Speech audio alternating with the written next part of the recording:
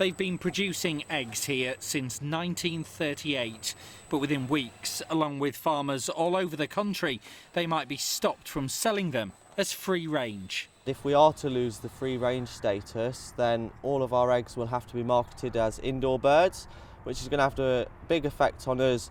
One, because of the price, you're not going to get the price that you need for the eggs. And with the way the market is at the minute, feed prices are sky high, fuel prices are sky high, and we need to be getting that high price for the free range eggs, which we won't be able to get if the lockdown continues. Bird flu restrictions were first introduced last November, with a housing order then brought in on the 29th. Since then, farmers have had to keep their birds indoors. If that stays past March the 21st, then the birds will have been indoors for more than 16 weeks, and legally their eggs can no longer be sold as free range. The country's most senior vets are keen to explain why they're prioritising the safety of the birds rather than the status of the eggs. Biosecurity is paramount, and the more we're able to protect their birds and they don't get an infection, then they'll be able to carry on with their egg production. Because if you become infected, we need to go in and cull those birds out, which is devastating impact for those companies affected. And we've seen that, sadly, through this winter.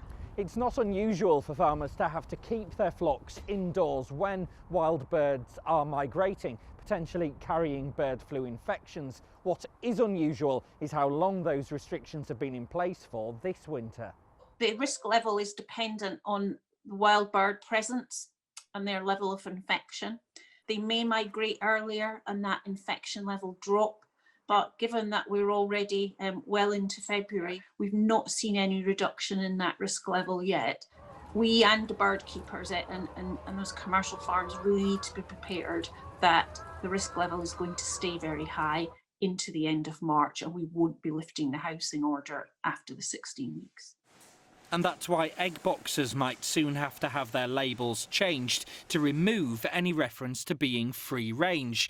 But those who work to promote the industry are still urging consumers to support free range producers. Although it might seem sort of a little bit contrary to be buying a free range egg from a hen that hasn't been free ranging, it's all the more important that we do still support those British free range farmers that have invested in that system. It's the best welfare for the birds.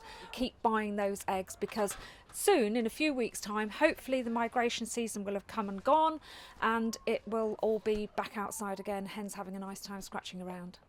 So while there is concern that free-range eggs might soon disappear from our shops, the industry hopes that that change will only last a short time. James Webster, ITV News.